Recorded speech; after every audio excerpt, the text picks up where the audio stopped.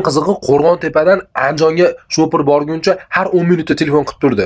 1 soat vaqt ketgan bo'lsa, har 1 soatda kelyapsizmi, qayerdingiz deb turib, orada 1 soat kutib, intizorlik bilan kutdi bu xorami shofirda.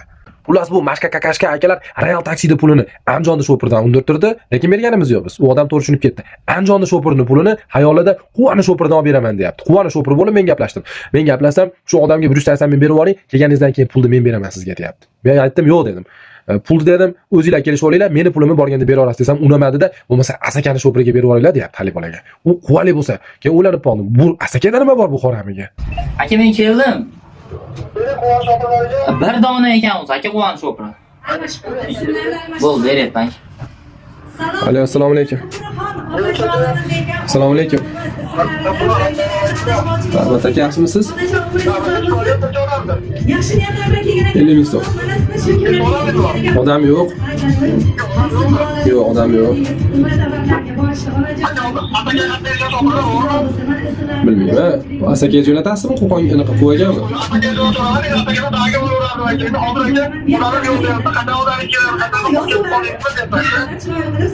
Endi bilmayman, to'liq hozir ham yurib olamiz. Ha, pul bor. Ha. Hop.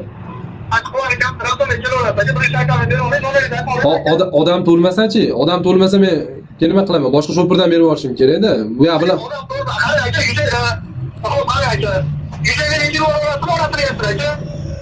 Ayyo, 200 ming yuramiz aka.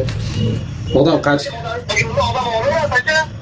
Yo'q aka. Aka bunday qiling, men pochtani olib olib pul bermay, borganimdan keyin meni pulimni bera olasiz aka. Yo'q, mana pul ishlaysan, o'zing shofirga berib olasiz kerak-da. Ya men bermayman aka. O'z meni pulimni borgandan keyin bera olasiz aka. O'z kelishib oling.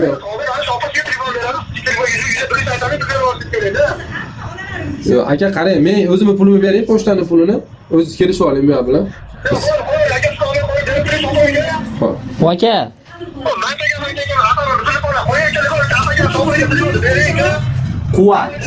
Quvonning.